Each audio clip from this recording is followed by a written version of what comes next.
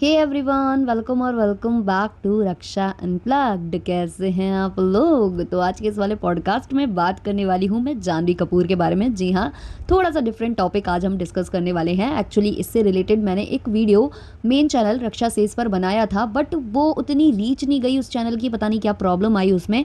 और उसमें मैंने बहुत थोड़ी सी बातें की थी, बात करने को काफ़ी कुछ था, तो मैंने सोचा डिटेल में आज वीडियो बनाते हैं, पॉडकास्ट बनाते हैं। और मेरे उस छोटे से वीडियो के बाद काफ़ी वीडियोस बनने लगे। हालांकि मैंने वो वाला वीडियो प्राइवेट कर दिया है क्योंकि मुझे बहुत सारी बातें डिस्कस करनी थी और उसमें मैंने बहुत कम डिस्कस किया था, लेकिन आइडियाज़ काफ़ी लोगों को मिले और मैं पीछे रह गई भाई। तो चलो आज हम बात कर ही लेते हैं हमारी जो जानवी कपूर है उनके बारे में। एक्चुअली ये जो चीज़ है, ये जो थॉट है जानवी कपूर को लेकर मेरे दिमाग में तब आया जब मेरे सामने एक ट्रेलर आया जिसका नाम है होम बाउंड। अब ये जो होम बाउंड मूवी है, ये काफ़ी मतलब अच्छा मुद्दा है, सोशल मुद्दा है।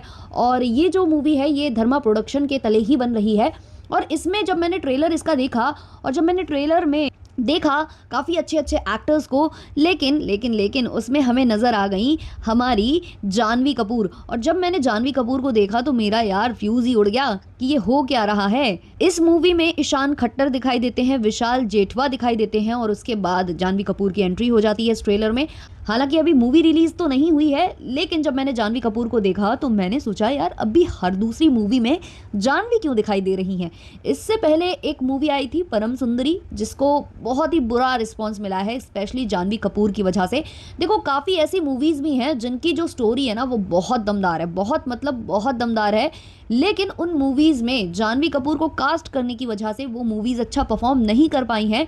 क्योंकि हम जानवी की एक्टिंग स्किल्स को बहुत अच्छे से जानते हैं। जानवी का डांस वगैरह ठीक है, बट एक्सप्रेशंस वाइज और एक्टिंग वाइज वो उतनी अच्छी नहीं है। और जब आप बैक टू बैक एक ही एक्ट्रेस को बार बार देखते हो ना, तो आपको ऐसी फीलिंग आती है कि आप सेम मूवी बार बार देख रहे हो। जी हाँ, क्योंकि एक्टिंग भी सेम ही होती है, कुछ चेंजेस नहीं आते हैं।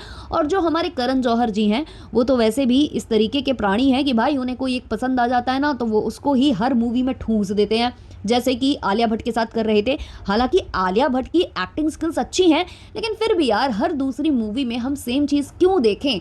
हमें भी तो टेस्ट बदलने का अधिकार है ना भाई।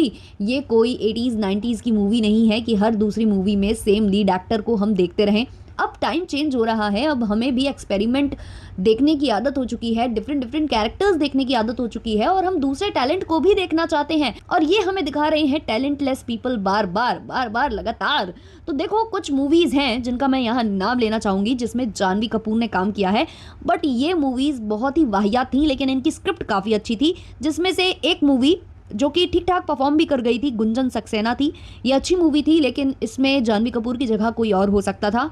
एक और मूवी है गुड लक जेरी, वो भी अच्छी मूवी थी, उसकी स्क्रिप्ट भी अच्छी थी, लेकिन इसमें भी जानवी कपूर को कास्ट कर कर इन्होंने बहुत ही गलत डिसीजन लिया था। इसके बाद एक मूवी थी जो काफ़ी मुझे पसंद आई थी, मिली।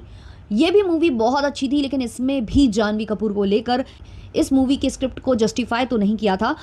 और देखो करण जौहर का इन्फ्लुएंस आप जानते हो, back to back flop movies देने के बावजूद जो जानवी कपूर हैं उनको मूवीज़ मिल रही हैं।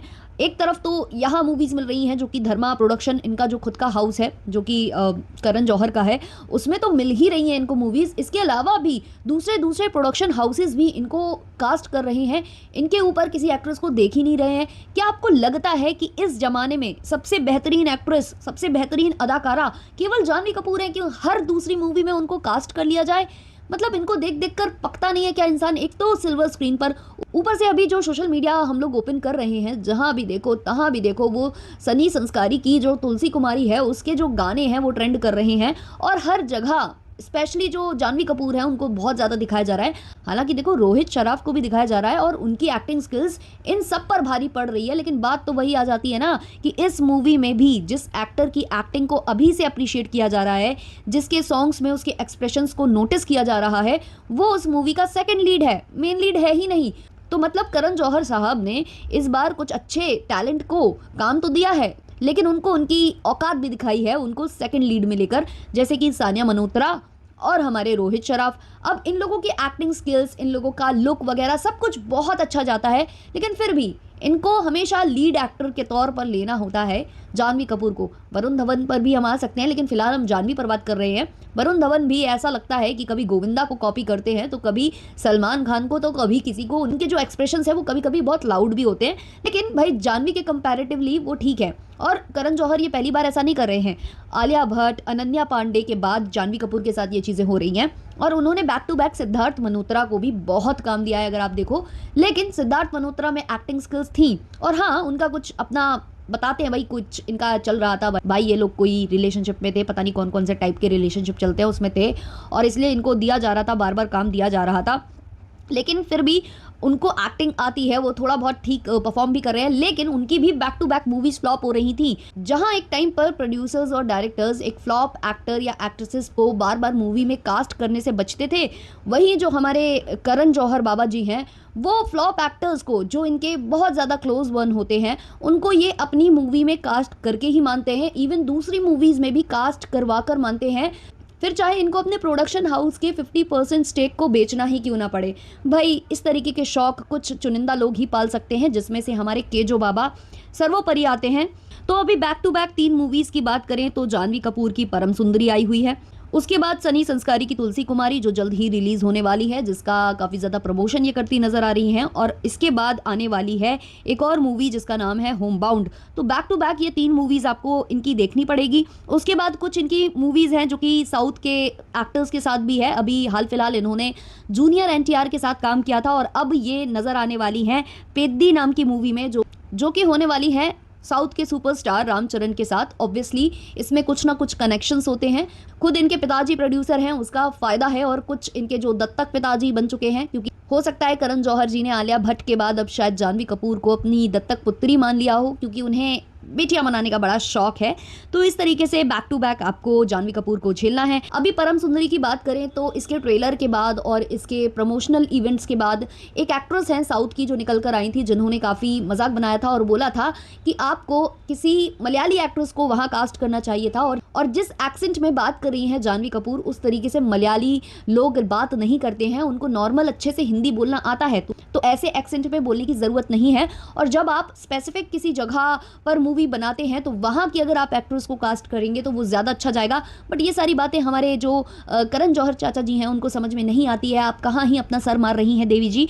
तो इन्होंने अपना वीडियो बनाया था और बताया था ये सारी चीज़ें। उसके बाद ट्रेलर के नीचे भी काफ़ी सारे कमेंट्स थे जहां इन्होंने जो मलयाली डायलॉग्स बोले थे जानवी कपूर जी ने, उस पर भी काफ़ी प्रश्न चिन्ह लग रहे थे। और कहा जा रहा था कि इतना सारा खर्चा करने के बावजूद, इतना बजट रखने के बावजूद, ये लोग एक टीचर नहीं रख पाए जानवी मैडम के लिए, जो इनको मलयाली के बेसिक चीज़ें सिखा देता, या डायलॉग ढंग से डिलीवर करना सिखा देता, या प्रोनाउंसिएशन पर काम करवा देता। लेकिन नहीं भाई, क्या करें भाई, करण चाचा की जय हो। तो ऐसा कुछ अभी चल रहा है, और बैक टू बैक इस तरीके के एक्टर्स को कास्ट करते हैं ये लोग, जिनकी back to back movies flop हो रही होती हैं, वहीं जो बहुत अच्छा काम कर रहे होते हैं, जिनकी एक्टिंग स्किल्स इतनी अच्छी होती हैं। जिसमें एक एग्जाम्पल तो आपके सामने ही है, सानिया मल्होत्रा जो अभी इनके साथ काम कर रही हैं। उनको इनसे ज़्यादा अप्रिशिएशन मिल रहा है, लेकिन उनको मूवीज़ इनसे ज़्यादा नहीं मिल रही है। वो साल में एक मूवी कर ले, बहुत बड़ी बात है, लेकिन हमारी जो जानवी कपूर जी हैं वो साल में 4 से 5 मूवीज़ कर रही हैं आराम से। और यही सब कारनामे रहते हैं बॉलीवुड के, जिसकी वजह से back to back movies flop होती हैं। फिर ये एक पर एक टिकट फ्री बेचते हैं, या फिर ये अपने टिकट्स खुद बेचकर ये बताते हैं कि मूवी बहुत अच्छा परफॉर्म कर गई है, और बाकी खेल इनकी जो PR टीम्स है वो करती है। इनके जो एडिट्स हैं वो बनाकर सोशल मीडिया प्लेटफॉर्म पर वायरल किए जाते हैं, और इनकी जबरन की तारीफें की जाती हैं। और जो रियल टैलेंट है SSR जैसे, उनको घर पर बैठा दिया जाता है, उनसे मूवीज़ छीन ली जाती हैं, उनके प्रोजेक्ट्स रुकवा दिए जाते हैं, जिसकी वजह से वो डिप्रेशन तक का शिकार बन जाते हैं। और कैसी कैसी चीज़ें बॉलीवुड से सामने आई हैं वो आप लोग बहुत ही ज़्यादा समझदार हो।